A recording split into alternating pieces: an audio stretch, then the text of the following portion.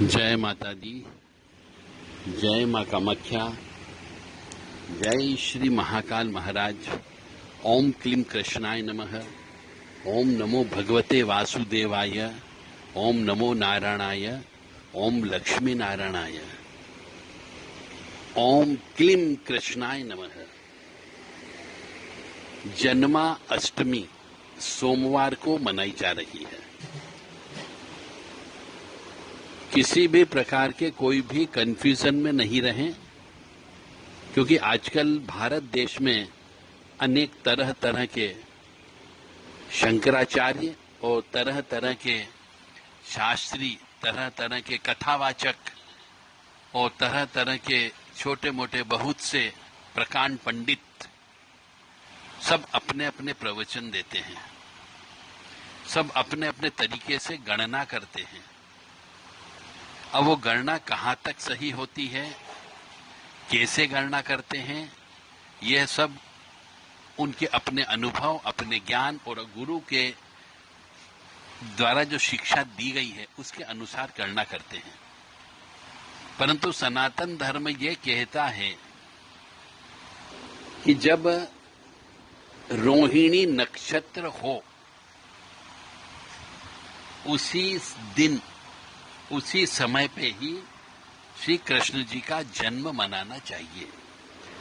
क्योंकि हमारे सनातन धर्म में अंग्रेजी तारीख या अंग्रेजी वार के हिसाब से पूजा पाठ नहीं की जाती है, नक्षत्रों को देखा जाता है। और भगवान श्री कृष्ण जी का जन्म रोहिणी नक्षत्र में हुआ है।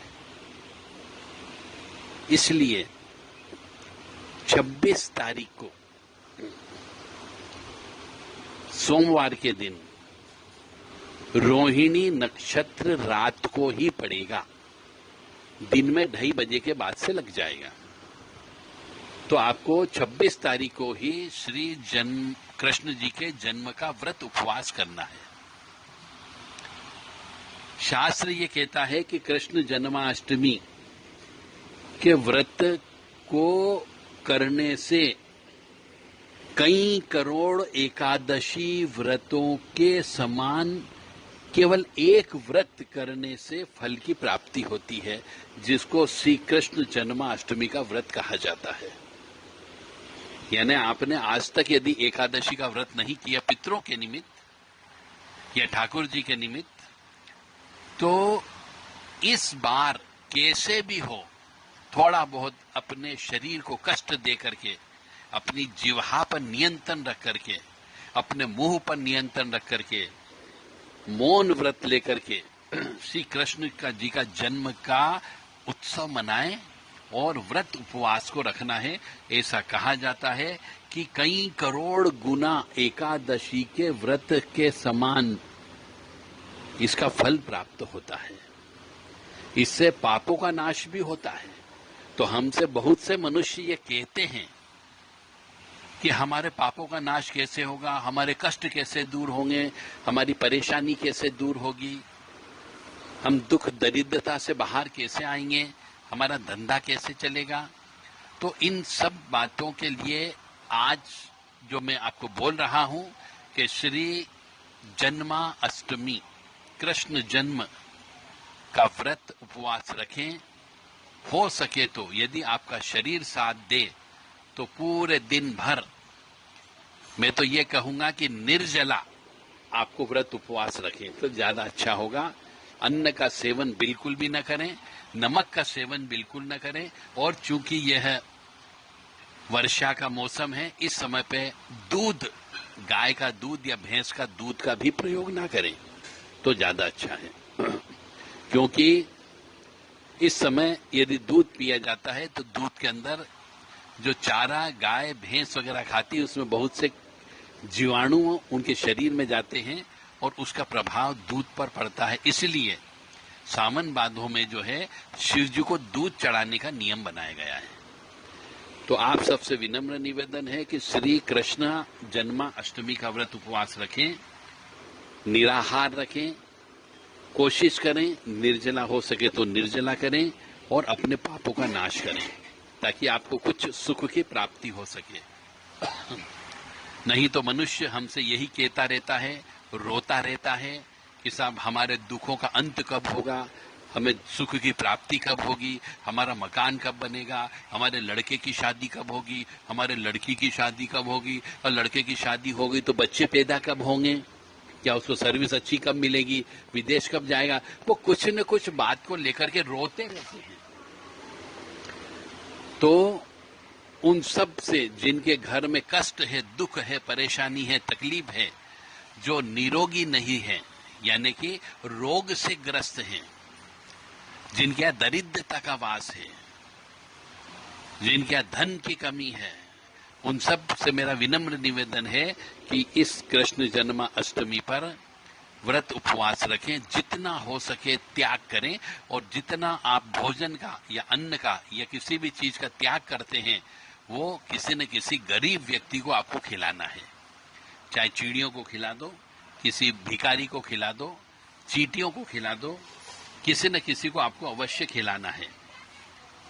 और ऐसा भी कहा गया है कि धर्मराज जो थे वो सावित्री जी से कहते हैं, क्या कहते हैं कि भारतवर्ष में रहने वाला जो प्राणी श्री कृष्ण जन्माष्टमी का व्रत करता है वह 100 जन्मों के पापों से मुक्त हो जाता है। यानी कृष्ण जन्माष्टमी का व्रत उपवास करने से कई जन्मों के पापों का नाश हो जाता है।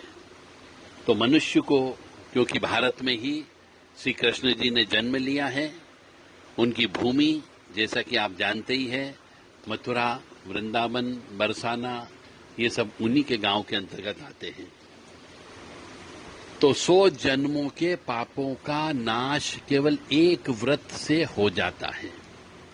और 4 रात्रि हमारे दुर्गा सप्तशती में कही गई है, काल रात्रि, महारात्रि, मोहरात्रि तथा दारुण रात्रि। ये 4 रात्रि बताई गई है सिद्धियों के लिए। जो मनुष्य साधना करता है, जो मनुष्य अपने इष्ट देव को प्रसन्न करना चाहता है, उसे इन 4 रात्रि पर सोना नहीं चाहिए, व्रत उपवास रखना चाहिए। तो ये जो रात्रि है आपकी कृष्ण जन्माष्टमी की रात, इसको हम मोह रात्रि कहा जाता है। इस रात्रि में मनुष्य को जपना चाहिए, मंत्र जप करना चाहिए, हवन करना चाहिए, उपवास रखना चाहिए, भगवान का भजन करना चाहिए। अब भगवान का भजन अकेले भी कर सकते हो, मंदिर में जाके बैठ के भी किया जा सकता है। राम राम राम राम राम राम राम राम राम श्री राम राम राम। पाप कट दुख मीट लेत राम नाम, भव समुद्र सुखद नाव एक राम नाम। राम राम राम राम राम राम राम राम राम श्री राम राम राम।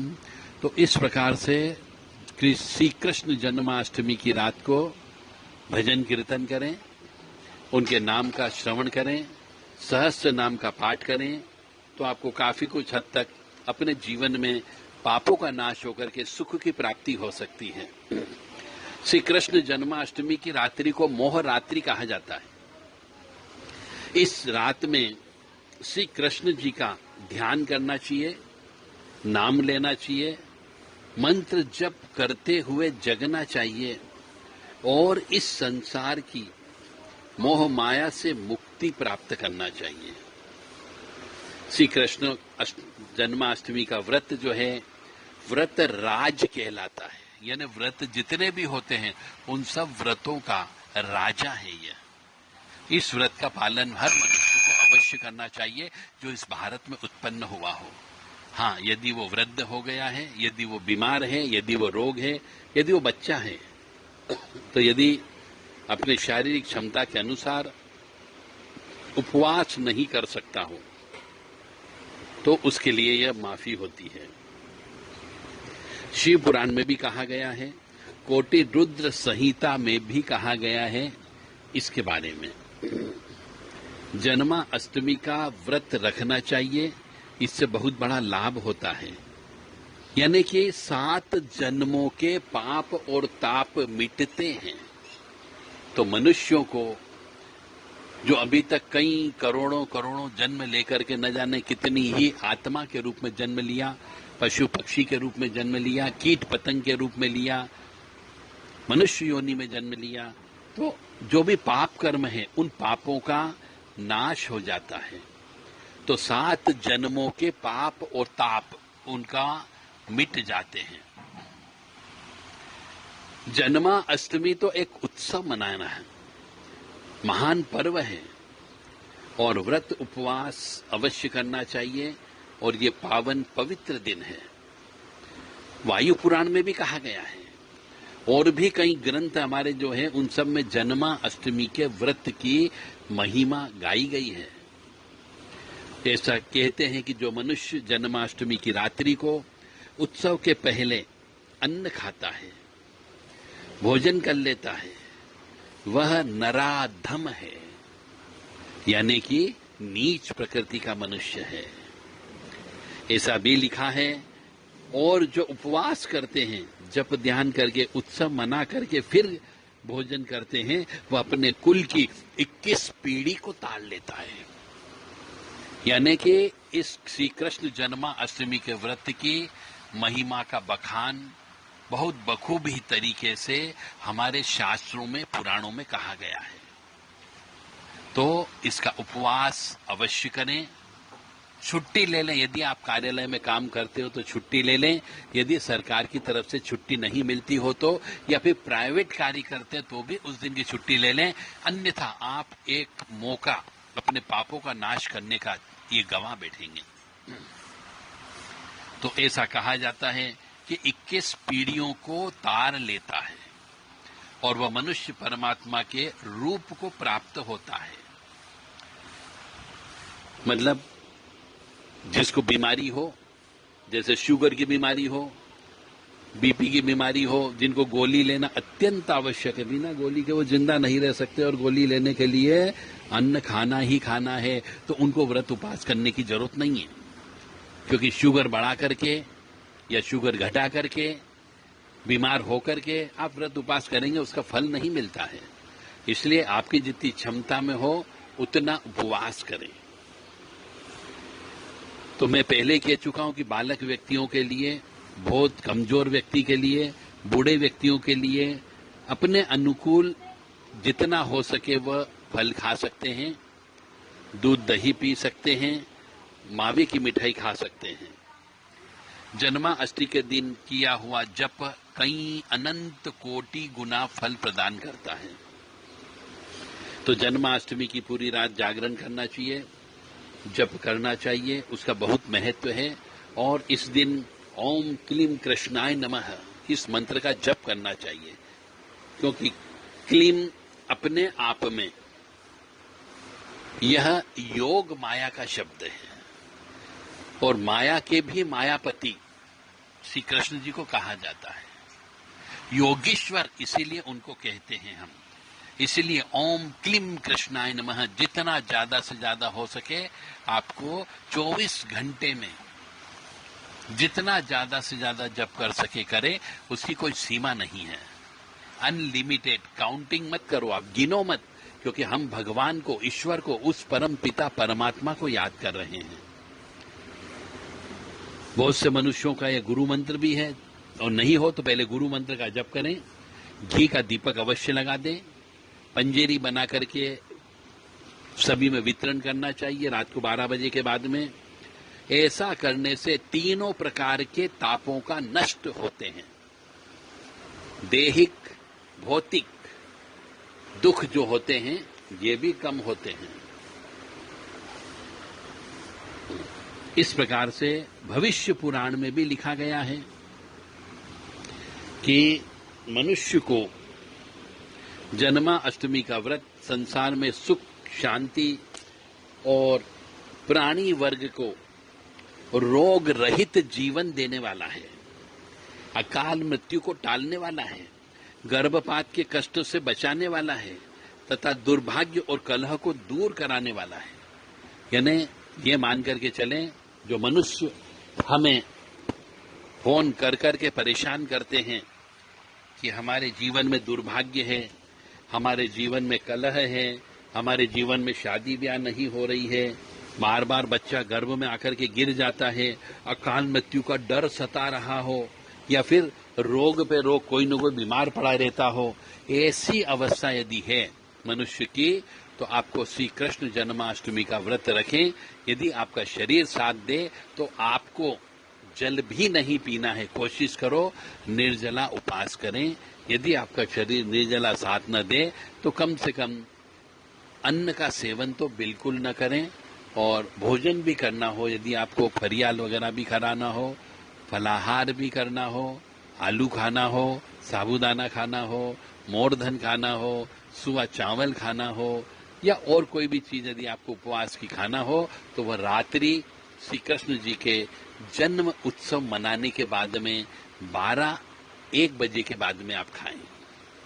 और मैं तो कहूंगा कि आपको टोटल निराहार रह करके ही करें, ताकि आपके कई जन्मों के पापों का नाश हो सके, कई कष्ट, रोग, दुख, परेशानी से आप मुक्ति मिल सके।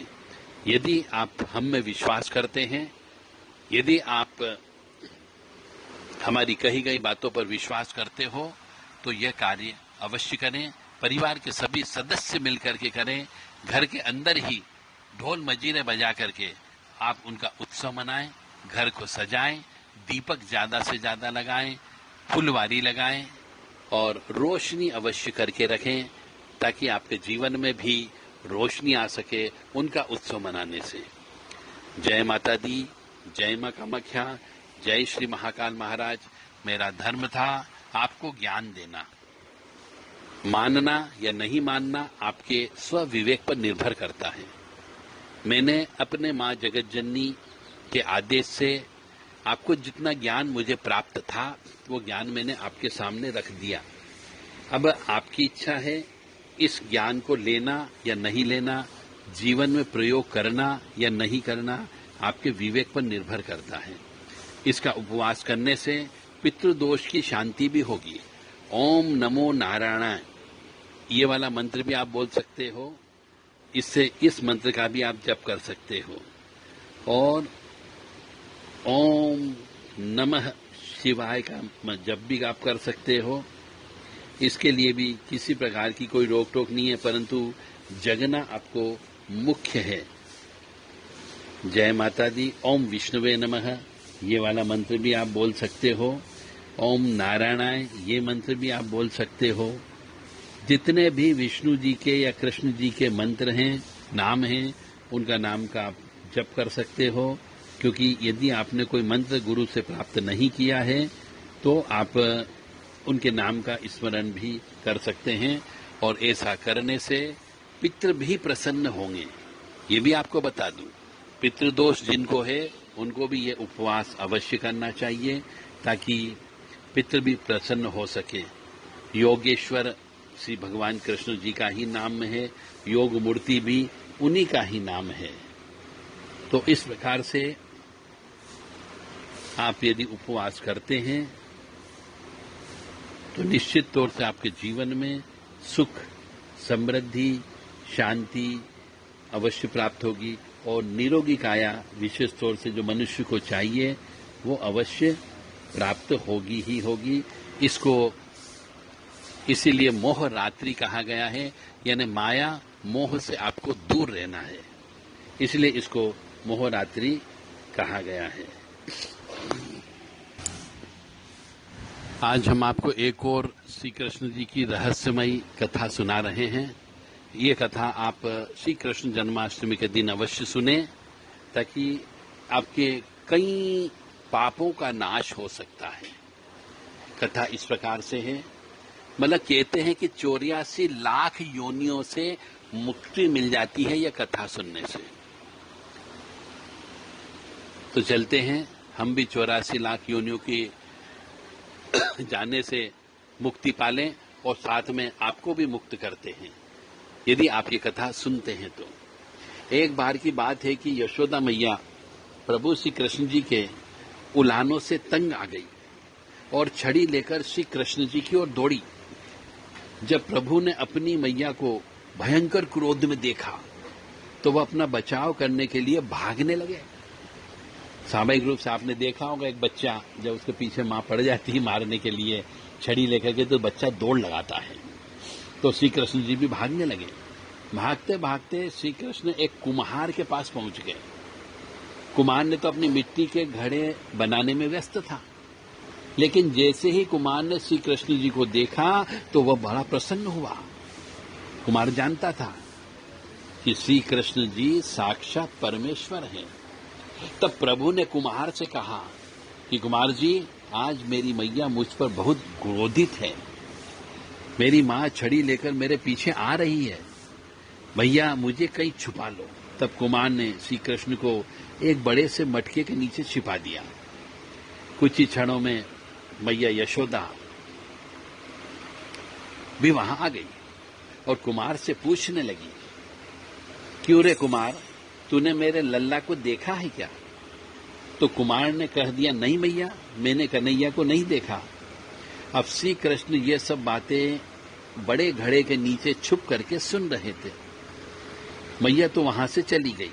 अब प्रभु श्री कृष्ण जी कुमार से कहते हैं, कुमार जी, यदि मैया चली गई हो तो मुझे इस घड़े से बाहर निकालो। तो कुमार बोला, ऐसे नहीं प्रभु, पहले मुझे 84 लाख योनियों के बंधन से मुक्त करने का वचन दो। अब भगवान मुस्कुराए और कहा, ठीक है, मैं तुम्हें 84 लाख योनियों से मुक्त करने का वचन देता हूं, अब तो मुझे बाहर निकालो। तो कुमार कहने लगा, मुझे अकेले नहीं प्रभु जी, मेरे पूरे परिवार के सभी लोगों को भी 84 लाख योनियों के बंधन से मुक्त करने का वचन दोगे तो मैं आपको इस घड़े से बाहर निकालूंगा। प्रभु जी कहते हैं, चलो ठीक है, उनको भी 84 लाख योनियों के बंधन से मुक्त होने का मैं वचन देता हूं, अब तो मुझे इस घड़े से बाहर निकाल दो। अब कुमार कहता है, बस प्रभु जी, एक विनती और है, उसे भी पूरा करने का वचन दे दो तो मैं आपको घड़े से बाहर निकाल दूंगा। भगवान बोले, वो भी बता दे, क्या कहना चाहते हो? तो कुमार कहने लगा, प्रभु जी, जिस घड़े के नीचे आप छुपे हो उसकी मिट्टी मेरे बेलों के ऊपर लाद के लाई गई है। मेरे इन बेलों को भी 84 लाख बंधन से मुक्त कराने का वचन दो, यानी 84 के बंधन से मुझे फ्री कर दो, इन बेलों को भी कर दो। तो भगवान ने कुमार के प्रेम पर प्रसन्न होकर उन बेलों को भी 84 के बंधन से मुक्त होने का वचन दे दिया। अब प्रभु बोले, अब तो तुम्हारी सब इच्छा पूरी हो गई, अब तो मुझे घड़े से बाहर निकाल दो। तब कुमार कहता है, अभी नहीं भगवान, बस एक अंतिम इच्छा और है, उसे भी आप पूरा कर दीजिए। और ये जो है इच्छा, जो भी प्राणी हम दोनों के बीच में इस संवाद को सुनेगा उसे भी आप 84 लाख योनियों के बंधन से मुक्त करोगे। बस यह वचन दे दो तो मैं आपको इस घड़े से बाहर निकाल दूंगा। कुमार की इस प्रेम भरी बातों को सुनकर प्रभु श्री कृष्ण जी बहुत खुश हुए और कुमार की इस इच्छा को भी पूरा करने का वचन दे दिया। फिर कुम्हार ने बाल रूपी श्री कृष्ण को घड़े से बाहर निकाल दिया और उनके चरणों में साष्टांग प्रणाम किया और प्रभु जी के चरण धोए और चरणामृत लिया। अपनी पूरी झोपड़ी में चरणामृत का छिड़काव किया और प्रभु जी को गले लगाकर इतने रोए कि प्रभु में ही विलीन हो गए।